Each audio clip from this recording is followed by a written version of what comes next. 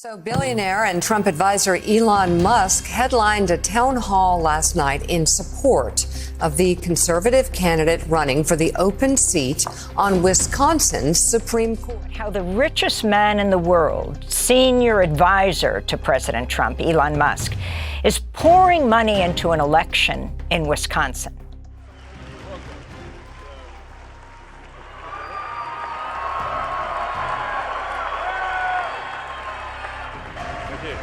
Congratulations. All right. $2 million dropped into a battleground election just days before voters cast their ballots. Not by a political party or a movement, but by one man, Elon Musk. And here's the part that should terrify you. It's all perfectly legal.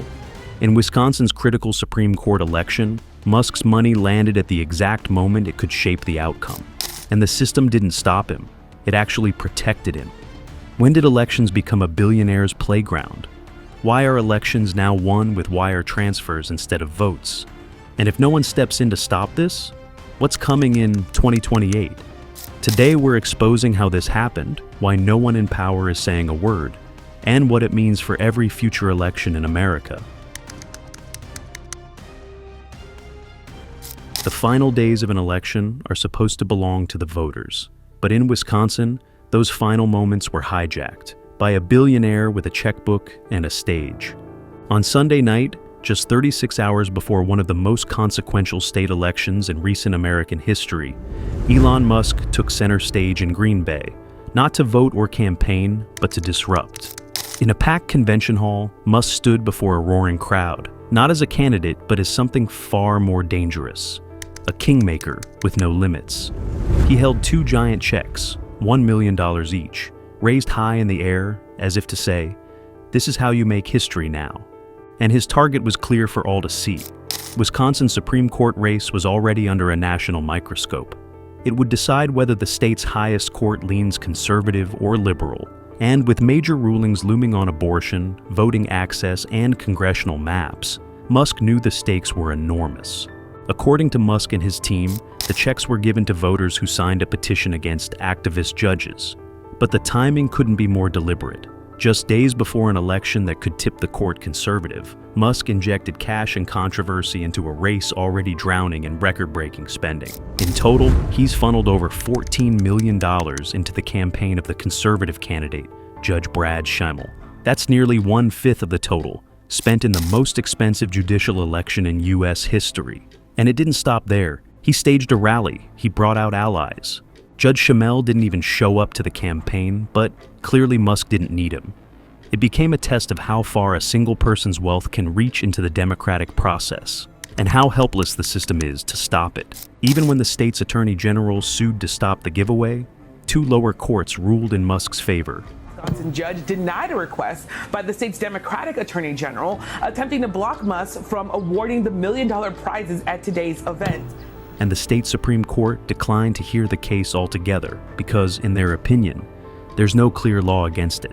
And that's the heart of the problem. There's no statute that says a billionaire can't walk into a swing state with giant checks and hand them out days before an election, as long as it's framed correctly. Call it activism, call it expression. Wrap it in a First Amendment defense, and suddenly, it's not election interference, it's free speech. But what if the next time it's $5 million or $20 million? What if it's not just one state but 5? This wasn't a one-off stunt. It was a blueprint. A quiet experiment in how to use unlimited wealth to bend public momentum, shift judicial balance, and influence future laws without ever appearing on a ballot. As outrageous as this move is, the real concerning part is that it was perfectly legal. Because in America's political playbook, the wealthiest don't break rules, they write them. So, the question isn't why Elon Musk did this. The question is how he was able to do it without the system stopping him. What Elon Musk did in Wisconsin looked illegal. He promised to give two voters $1 million checks right after they voted. That sounds a lot like bribery, doesn't it? In most states, it would be. In Wisconsin, it's actually written into law. You can't offer anything of value to someone just because they voted. But here's the trick. Musk deleted the original post and changed the wording. Instead of "thank you for voting," The new version said he was rewarding people who signed a petition. He called the winners spokespeople, not voters. Same money, same people, different words. And just like that, he slipped through a loophole. This is how billionaires rig the system. They don't need to break the law. They just rewrite the rules as they go. And Musk knows it. Yes, Zuckerberg donated around $400 million during the 2020 election, but that money went to nonpartisan groups that helped fund logistics for mail-in voting during the pandemic. As election law experts have pointed out, it's legal to pay people to help register voters, but it is not legal to pay someone directly to register or to vote, and that's the line Musk keeps dancing around. But now, Musk is not paying for outreach or education. He's handing out oversized checks to registered voters right before elections, and somehow, he's still being protected. Why? Because of Citizens United.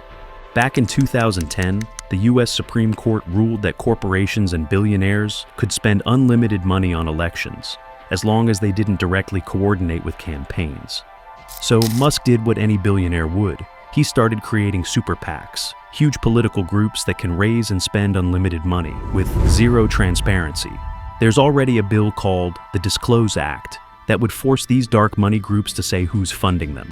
There are other proposals to stop super PACs from working too closely with candidates. But nothing changes. Why? Because the same people who are supposed to fix the system depend on it.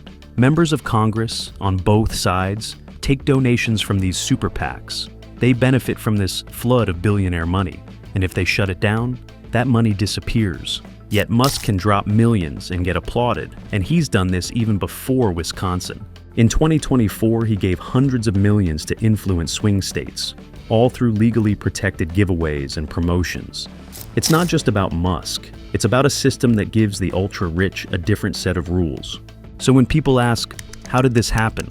The answer is simple. We let it happen. And until someone in power decides to close these loopholes, billionaires like Musk will keep using them to influence who wins, who loses, and what kind of country we live in. But here's the real problem. Elon Musk isn't the first to do it. He's just following footsteps left by others who've done the same. What Elon Musk did isn't shocking because it's new. It's shocking because it's normal now.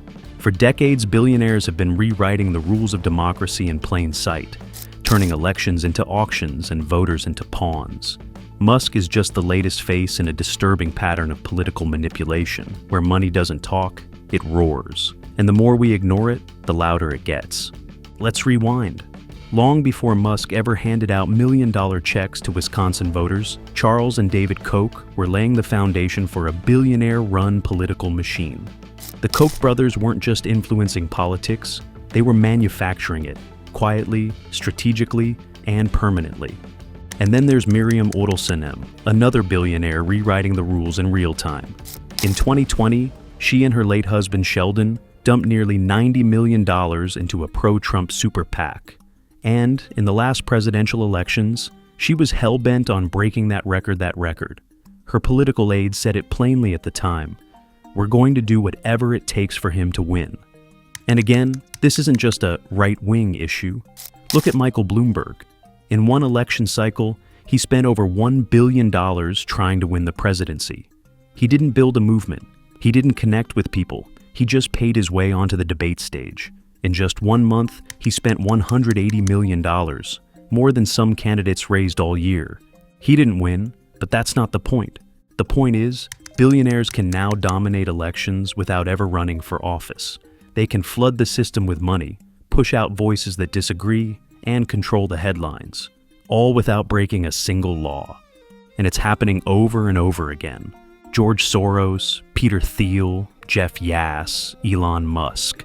The names change, the pattern doesn't. And here's what's truly terrifying. Thanks to weak regulations, billionaires can spend unlimited sums to tilt elections, drown out regular voices, and reshape the country in their image without ever appearing on a ballot. That's why voter confidence is crumbling. People aren't just skeptical, they're disillusioned. They're asking, why should I vote if someone like Elon Musk or Miriam Adelson gets to make the real decisions? And they're right to ask. Because when power is hoarded by the ultra-wealthy, what's left for everyone else? just the illusion of choice, a ballot that feels more symbolic than real. This isn't just about Wisconsin anymore, and even though, as of April 2nd, 2025, Musk's favored candidate lost the election, there's no doubt that his actions are setting a dangerous precedent. I mean, if Elon Musk can throw around million-dollar checks to tilt a state election today, what stops the next billionaire from doing it nationwide tomorrow? And if that becomes the new campaign strategy, we won't be holding elections anymore. We'll be holding raffles. Let's look at what actually happened. 2 PACs linked to Musk, America PACs, and Building America's Future, spent a jaw-dropping $17 million on the Wisconsin Supreme Court race. He threw another $3 million directly at the state Republican Party. Together, they helped push the total spending in this single judicial race to over $80 million. But it didn't stop there. Musk's PAC offered $100 to anyone in Wisconsin who signed a 2-sentence petition opposing activist judges. Gold for any political operation trying to mobilize voters. And in low-turnout elections like these, that data is power. Then came the part that made headlines. Musk promised to give away 2 more $1 million checks, but only to people who had voted in the election. And while the original social media post was deleted, the damage is already done. The message was loud and clear. If you vote the way the rich want, there's a cash reward waiting. And the long-term consequences? Terrifying. If Musk gets away with this, why wouldn't the next billionaire do the same? Imagine every election turning into a bidding war, every voter a target, every policy a transaction. Call it MAGA Millions or Balance of Powerball. Whatever name you give it, the result is the same. Democracy sold to the highest bidder. Civil society is already sounding the alarm. Watchdog groups like Common Cause are demanding action. They've launched campaigns titled Fire Elon Musk and are rallying people to call their senators and push back. One petition calls this exactly what it is, a hostile takeover of government by an unelected billionaire. Even ordinary Americans are furious. A recent poll shows that nearly half of registered voters think Musk should be removed from his new government advisory role.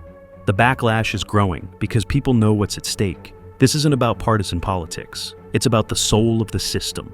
Because if billionaires can dangle cash in front of voters, rewrite laws in their favor, and still gain White House access, what's left of our democracy? If this becomes the norm, voting won't be about civic duty. It'll be about cashing in.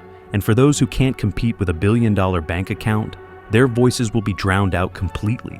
They'll be told their vote still matters, but only if it aligns with the interests of someone richer, louder, and more powerful. We're not just talking about one election anymore. We're talking about the slow, calculated erosion of public trust, one oversized check at a time. Because the real cost of this isn't measured in campaign dollars, it's measured in lost faith.